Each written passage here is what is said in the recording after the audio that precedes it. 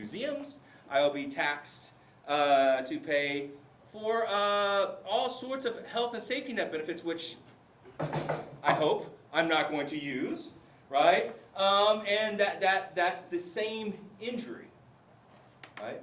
I would prefer a much smaller DoD budget, right? But I don't have a choice out of that. If we are going to have a government which taxes you, right? So if we take an absolute hard libertarian position, I think it's consistent all the way down. Right? We shouldn't have that coercive power of the state to do much of anything.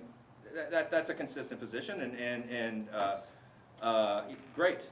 But if the position is that this is a taxation for goods that you're not using, well, that just hits all kinds of things. And are you willing to accept that all the way across? Now, I think you could come back and say, yeah, Mulligan, what's the half a cent on the dollar for national parks and blah blah blah.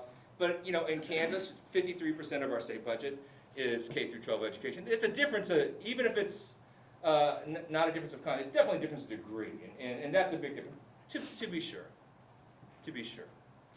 right? And as someone who was at least consistently threatened with Catholic education from my parents, turns out it was actually an empty threat. They had no money to send me to Rockhurst High School. I didn't realize that at the time. So it was great. It kept me on the straight and narrow. But that is an injury, right? And I'm not trying to take away from that or belittle that. But I also think sometimes the rhetoric we get out of things can be a little extreme, such as the schools are the only moral educators of children. As a parent, and a Jewish parent, that's just not true, right? That's just not true. It's over that the schools are going to stamp us out. The schools control how your children think. That's just not true. This is why parents do all sorts of things. It's why parents who send their kids to state schools, go to Sunday school and other types of things, have other sorts of lessons that they have at home and different kinds of conversations they talk about. So I think it's a bit overblown to think that there's that kind of an impact on them. A few other points, almost none of which are original, but I apologize. Speaking of Mill, so Mill's a utilitarian, right? So which is to say, well, tell me does it work, right? Tell me does it work. The idea that we'd have an abstract principle that we're just going to do no matter what. Tell me does it work? And I think the scaling up school choice has all sorts of problems that even a neophyte like me can look at and say, there's going to be difficulties with that. How are you really going to do it? We have an entire infrastructure on local community schools, right, that increase property values for people, right, and everything else, and keep towns alive. How are we going to do that if we take that away? We are where we are now. We're not starting a new system. We are where we are. It's sort of like the Obamacare system. Would we, if it was 1948, right? Maybe you would have had a single payer system if you were in favor of that point of view. But you're not. It doesn't make much sense now. Where we are today. What about schools' rights to exclude children? Right? We don't have the vast majority of our private schools are religiously based, which may or may not have really good reasons to say if you're going to come to be part of our school, you're going to go to Mass. Right? That's part of what we do, and if you're not going to go to Mass, we would ask you not to participate in our school.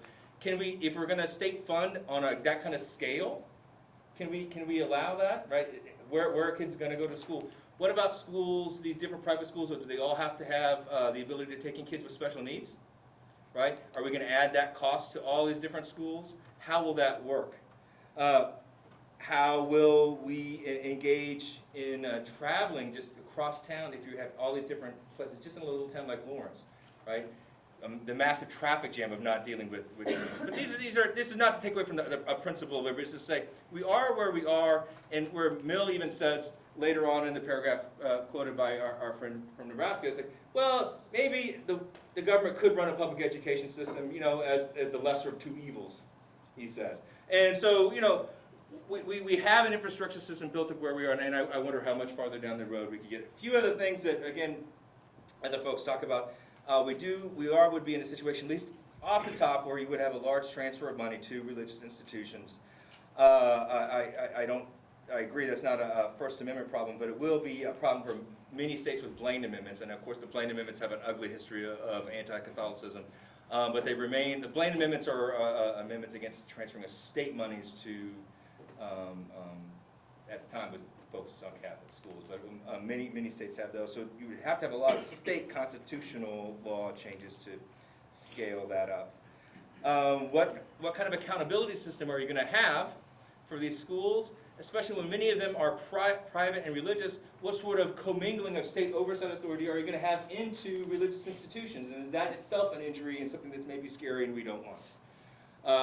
Even with examinations and these sorts of things, you get to a space where basic skills testing and stuff can be coercive, and we have those. To pass a basic skills test, do you have to have a knowledge of evolution, right? And is that something we're going to have or not? Even to have those sorts of levels, you start getting entanglements with religion, which maybe aren't good for the very religious institutions themselves. Whether vouchers improve performance, and I'm not going to get into a stats fight because I think I will lose, but there are many studies I've seen where the voucher schools don't work better and indeed produce worse results. And I think we could go back to that, and I don't see that's the point of what we want to do today. What type of guarantee do we have that people are going to start building private institutions, right, in the very places where we think our public schools are the worst? If you're if you're a private investor, you're probably not where you're going to put your money. Now, many of our religious schools see that as their mission. That's exactly where we're going to go. We're going to go right because that is their mission, and I totally believe that's what they would do, and I've seen them do it, and I've volunteered at those places and support those places. But again, what do we have the scale to do that and to reach all those families and all those places? Is it going to work? You know, will it fly? Will it work? Is basically the point I'm making. If you're in it for a money-saving thing, I don't think there's any data to support that this saves money. So if there is, I'm willing to hear it, but I don't think that gets you there. And lastly, I would say, I would take the energy. Our public schools need a lot of work. And as a parent of 2 kids, and we had an incident with our school yesterday that we weren't really happy about, right? I totally understand it. Screw these people, we're out, right? I want to go somewhere else, right? And we don't have to deal with someone because this teacher's worked there for 30 years and we can't change and blah, blah, blah, and what are you teaching, and this is crazy. I'm 1,000,000% with you.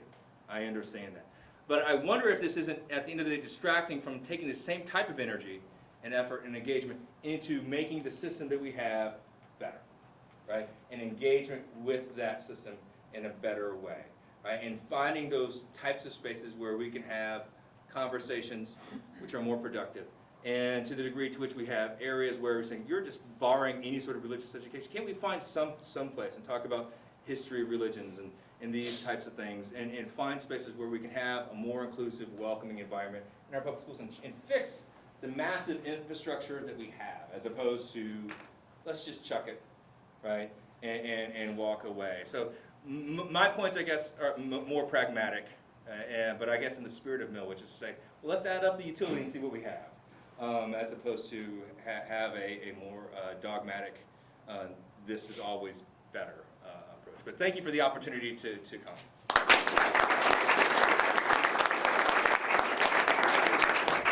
Thank you, Professor Mulligan. Before we get into questions, do you want to? Just a really brief please. rebuttal, but I want to save lots of time for Q&A. The rebuttal on Mill is Mill never would have supported a government school system. I mean, he starts off a general state education is a mere contrivance for molding people. He would not put the government in charge of providing education.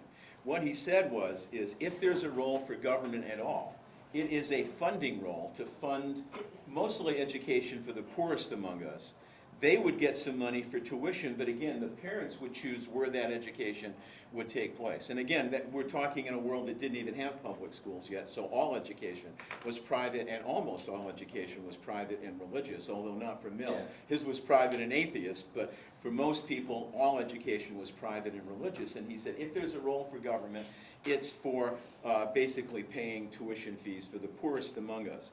And then this, just a quick thing on the second point. This is we've got a huge system in place. The incredible weight of the status quo, all the buildings and bricks and mortar and money that's already invested in the public school system. So it won't be easy. You start, a little bit at a time. You start like they did in Milwaukee and Cleveland with a voucher program for for economically and educationally disadvantaged students trapped in poor inner city public schools, and giving some voucher money to their parents to give their parents more than one choice. They still have the choice of public schools. Nobody's saying chuck it and throw it out. You still have the choice of public schools. This just gives you additional choices. And additional choices are always a good thing. It's a good thing with your cell phone service that Verizon's not the only one out there.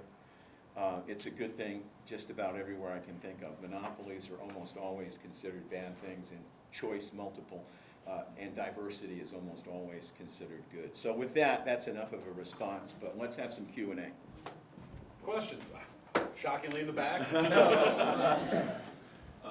One of the features of modern American life that I find the most troubling is the balkanization of facts that we're starting to undergo. And I'm wondering if we create these tax incentives for school choice, Right. What effect on balkanization of facts will school choice create? Yeah, I don't know. I mean, it might be it might be different perspectives on the facts, different worldviews, different understandings of the good. And I guess the one way to think about this, imagine if the public schools did teach from, say, a conservative Christian perspective. And I don't know if you're a secular guy or not, but let's say that some of you are secular folks, and you're thinking about where to send your kids. How would you feel about sending your children into a public school curriculum that basically taught the facts from my family's worldview? Would you say, man, this is not working well for me? My kids are being inculcated in this Christian view of the world. I'd like them to have a secular view of the world.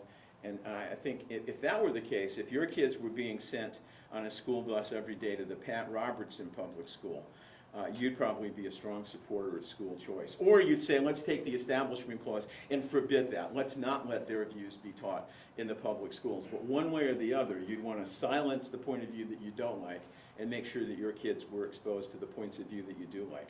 And that's really all I'm saying here, is don't let the government decide on what is truth. Certainly that's one option. For the public schools will exist for my lifetime and for the lifetime of my children and probably for my grandchildren, until it's all up, in the cloud. I don't know what's going to happen in 50 years. I'm sorry, do you consider secularism a religion? I consider it a worldview. I'm not saying it's a religion that's forbidden by the Establishment Clause, but it's a worldview. It's a world, just like Mike McConnell said, if all you learn is how a secular perspective on everything, then effectively what the public schools are teaching your children is that religion doesn't matter to anything of importance in the world. And yeah, you can teach them at home on the weekend and take them for an hour to Sunday school class on the weekend, but they get 5 days a week, 8 hours a day, 13 years of secular instruction. And then they get maybe a couple of Bible stories at story time at night and an hour on Sunday in Sunday school class. It's not a fair game. It's not a fair game. And, so that's really all I'm saying. And I'm saying it from a libertarian perspective. If we threw religion out of this, I'd say, well, there are lots of secular competing worldviews, and there's no reason why I should be forced to send my kids into a public school system that embraces different secular worldviews from the ones that I think are true. I'll let you call on people. Oh, fair enough. Back corner now? So many